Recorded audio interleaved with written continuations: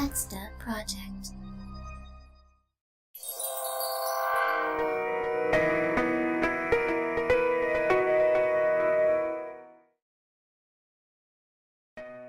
We all go to a proles district, not far from the abandoned factory where Elise had talked with Amadeus last night.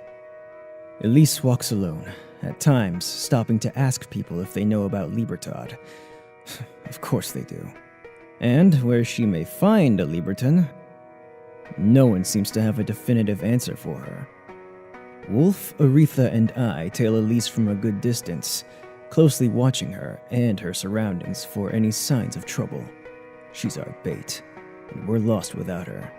After wandering the streets and interrogating proles for close to an hour, Elise finds a man who seems to be a Liberton. Excuse me, sir. Are you a Liberton? The man returns Elise's question with a quiet glare.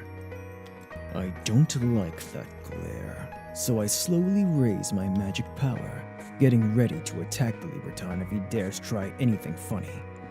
I feel Aretha doing the same. But then Woolf looks at us and shakes her head. You're a Liberton, aren't you?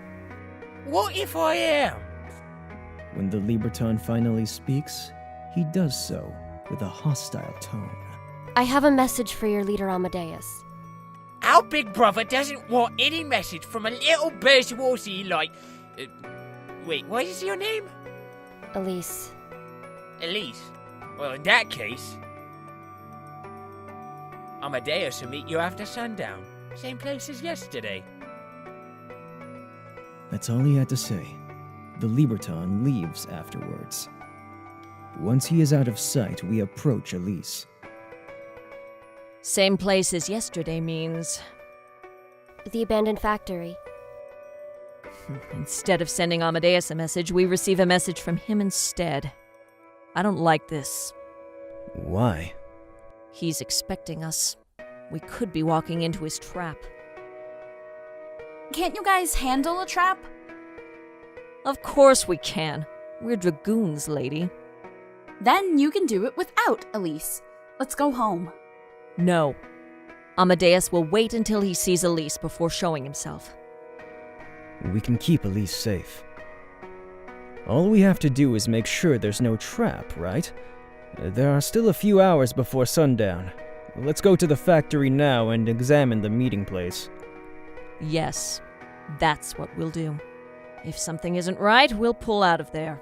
I'll also have a dragoon be a lookout. If Amadeus doesn't come alone, we'll abort the operation. That okay with you, princess? Okay, I guess. Good. I'll go gather some dragoons. You guys get yourselves to the factory and wait for me. All right. Okay, let's go to the abandoned factory. Not you. Huh? Amadeus will get suspicious if he never sees you arrive. We'll go after sundown. Okay. Elise. She looks at me, but doesn't say anything. Don't worry. I'll protect you no matter what. I promise. She looks away again without a word. Following Woolf's instruction, Aretha and I go to the factory where Elise and Amadeus will be meeting tonight and wait for Woolf and her dragoons to arrive. As usual, the engineer woman and I don't talk with each other. Like Elise, she hates me for cutting Franz's hands off, but I don't care what she thinks, so I let the silence hang between us while we're waiting for Woolf. And then, 6 figures descend from the sky. 5 dragoons, each mounting his 1-seater carriage, and their fearless commander. A dragoon doesn't need a magic spell to stupefy his enemy, for the sight of a dragoon atop his flying chair is enough to make anyone tremble in his boots. The elite of the elites, the most venerated special forces unit in Overture Police Force. Every Overturian boy has dreamt of sitting on that floating throne. Sorry to keep you waiting. I only brought 5 of my boys because I don't want us to attract too much attention. We'll have to hide ourselves inside the factory, too.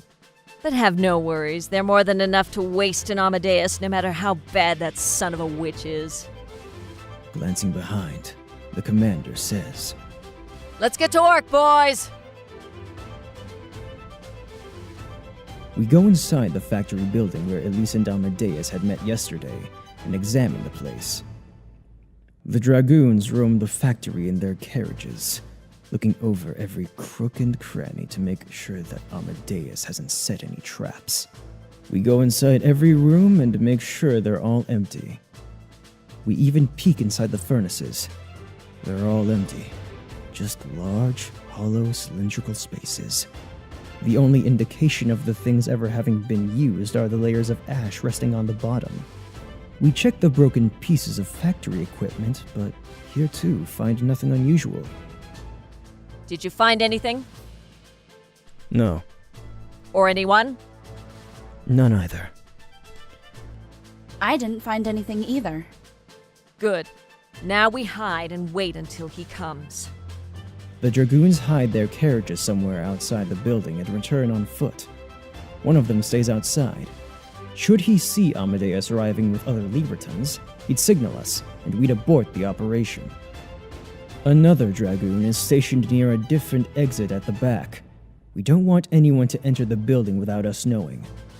The other dragoons scatter themselves and find hiding places around the assembly line. Woolf, Aretha, and I do the same. We've made sure there is no one besides us here. We only leave the main entrance open for Amadeus to walk in. If he doesn't come alone, we'll know. Woolf, Aretha, 5 dragoons, and myself. Not even the leader of Libertad would be strong enough to defeat all of us by himself. We are ready to ambush Amadeus.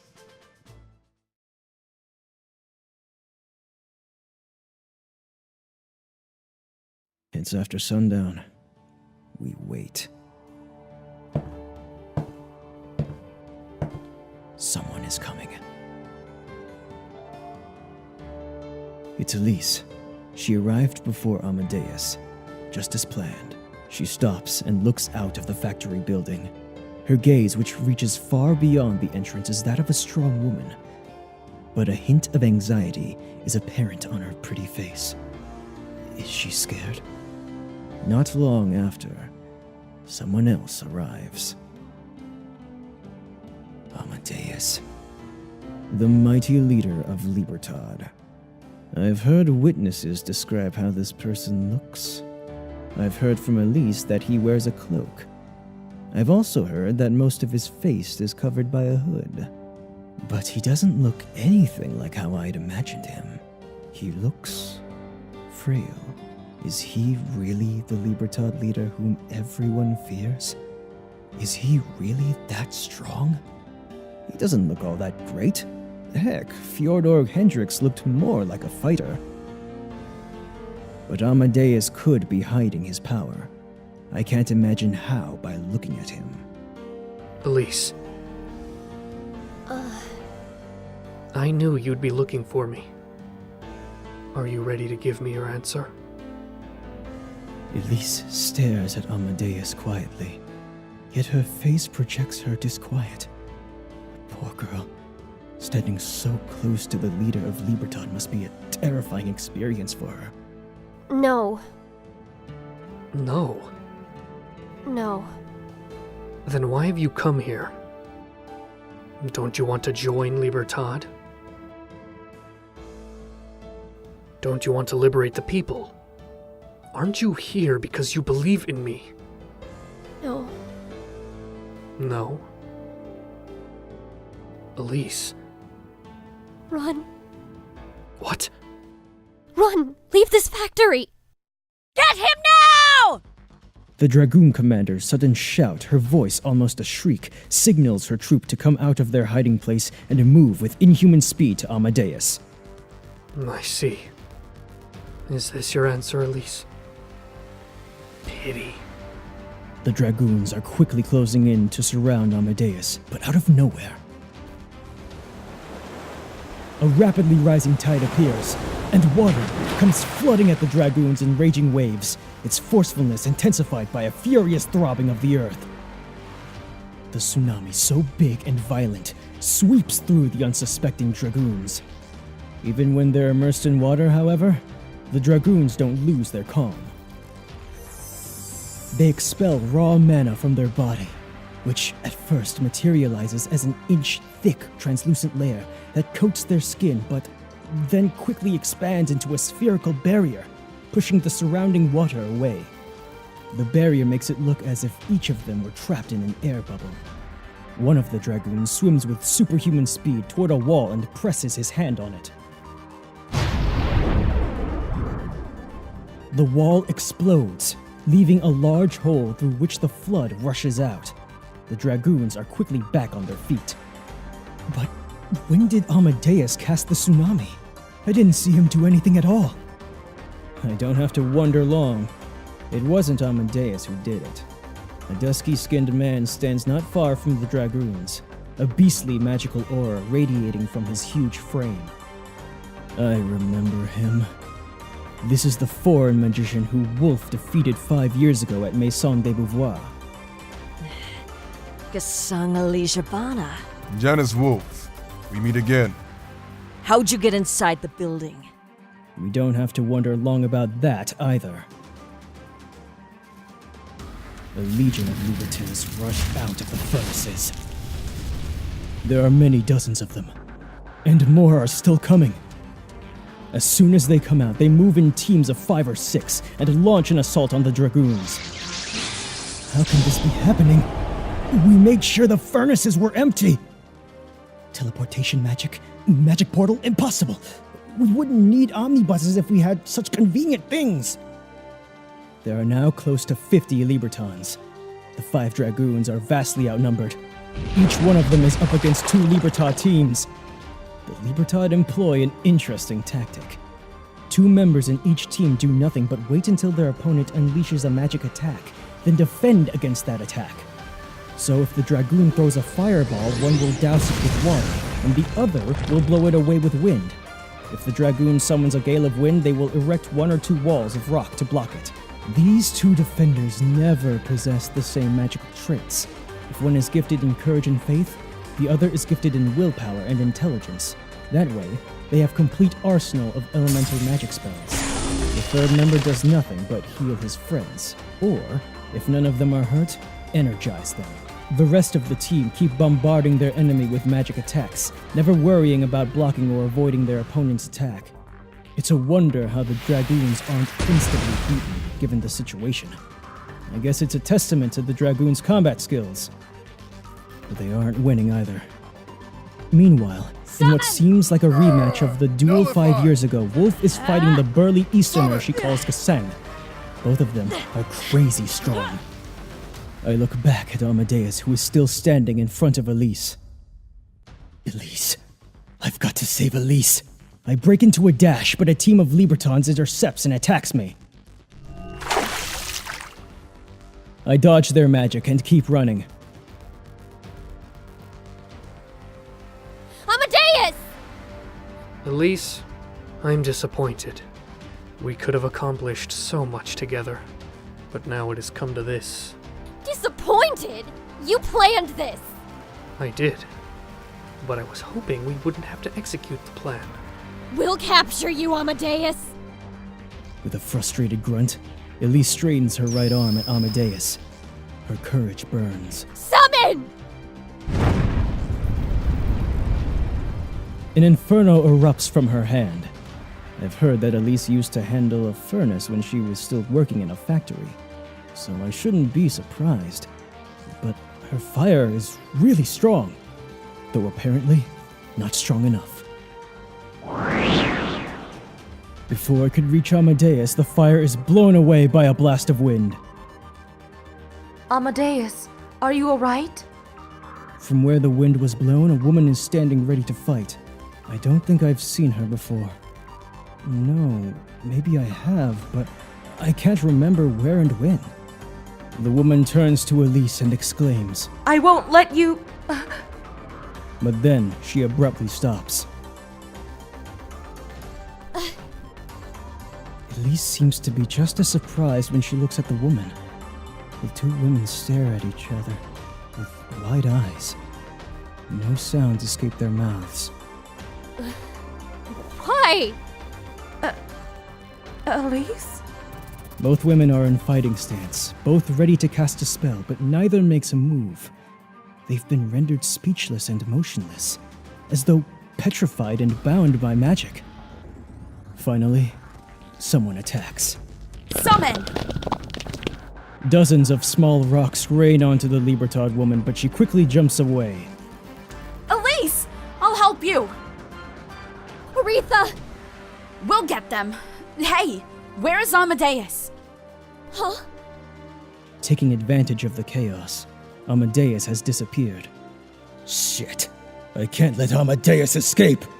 I'm slowly making my way to Elise, but I'm slowed down by all these Libertad bastards. Aretha, I'll go catch Amadeus! What? Elise, wait! Aretha gets ready to follow Elise, but then Amplify. the Libertad woman attacks her. Damn! Amadeus is still running. Elise is chasing him. Stop! You can't run anywhere! Amadeus doesn't stop, he keeps running. His destination is a furnace. He enters the furnace through an opening at the bottom. If the factory were still operational, this would be the same opening through which a worker would send his fire. What? Is Amadeus stupid? He'll be trapped inside! Elise follows him into the furnace. Shit. I've got to save Elise before Amadeus does something to her. It seems I'm not the only one who is panicking after seeing Amadeus and Elise enter the furnace. After unleashing another powerful attack on Woolf, Gesang quickly runs after Amadeus. Woolf tries to chase him, but she is quickly surrounded by about 20 Libertans. The commander might be super strong, but that many Libertans prove quite problematic even for her. On the other hand, because so many Libertans have turned their attention to Woolf, I'm suddenly free to pursue my target. Summon! I cast fire to distract the few Libertans who are still fighting me, and rush after Amadeus and Elise. Gesang reaches the furnace before I do. As soon as I enter the furnace, I finally understand how the trap was set. Amadeus, Elise, and Gesang have vanished. No, there is no magic portal here, but the ash on the floor has been scattered all over, revealing an open trap door and a ladder. No time to think it over. I quickly descend the ladder to a dark and muddy underground tunnel and chase Elise, who, in turn, is chasing Amadeus. Between me and Elise is Gesang, who is also in pursuit, sprinting with a speed unnatural for his size. I can't let that bastard catch Elise! The tunnel gets brighter. Amadeus and Elise have almost reached the end of it. We exit the tunnel and suddenly we're in an alleyway. Amadeus! Elise, do forgive me, but I've never had much experience of being chased around by girls. I hope I haven't disappointed you. Give yourself up, Amadeus. Stop terrorizing people! Elise, must we go through this again? Amadeus, are you okay? Yes, I am. Elise! Get away from them! I position myself in front of Elise, trying to shield her from the two Libertad bosses. Frederic. Frederic Godwin. Amadeus pronounces my name slowly, articulating each syllable carefully, as if he were savoring it. How does he know me? The eye that isn't covered by the hood stares at me menacingly. Why are you here, my lord? Since when do you concern yourself with anything outside your little aristocrat world, my lord? I'm here to take you and your little terrorist buddies down, asshole. Come on, fight me like a man. 1-on-1. Fight like a man. Fight like a man! What's so funny? Do forgive me, but there are no men here except Gesang. I only see a woman and a coward. Very funny, asshole. You'll pay for that. Unfortunately, Godwin, you can't fight Amadeus without beating me first. Not a problem. Works for me. Gesang. Lady Elise, look at you. You're a real lady now. Am I? Stay away, young lady. If you're not going to fight as one of us in Libertad, you shouldn't involve yourself in this war at all. Why? Because I'm a lady? Because I do not want to hurt you. Is that a threat? A warning. Warning noted. I'll be careful, Gesang. So you'll still fight after all. Yes.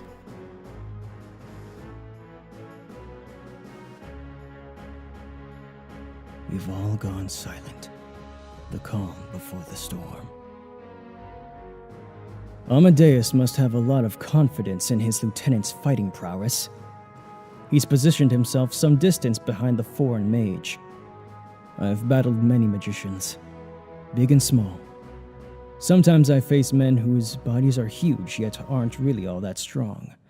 They may be muscular, but their muscles are for beauty rather than for strength. But Gesang isn't one of those guys. He is solid. His body won't move an inch unless he himself wills it to.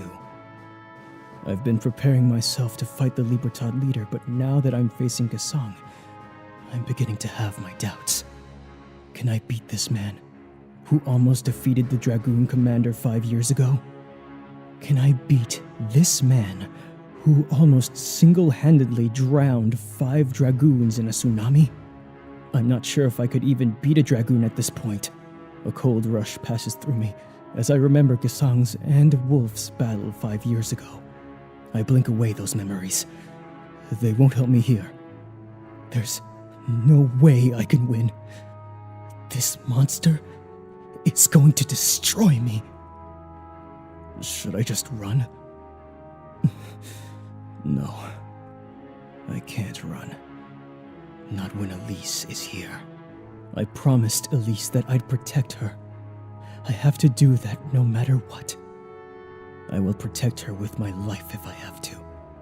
And so, I leap forward. Summon!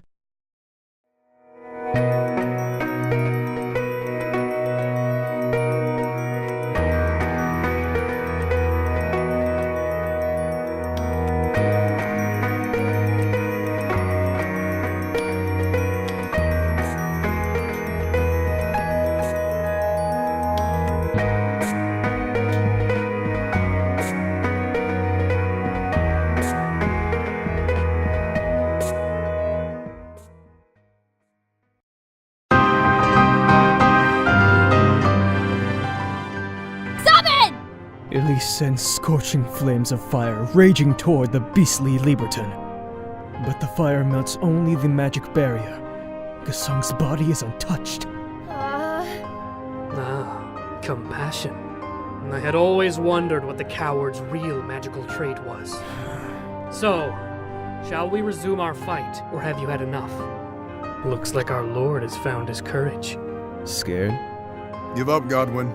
Although you managed to save yourself by melting my ice, some parts of your body are frozen, aren't they? Sharp eyes you have there. Let's do a project!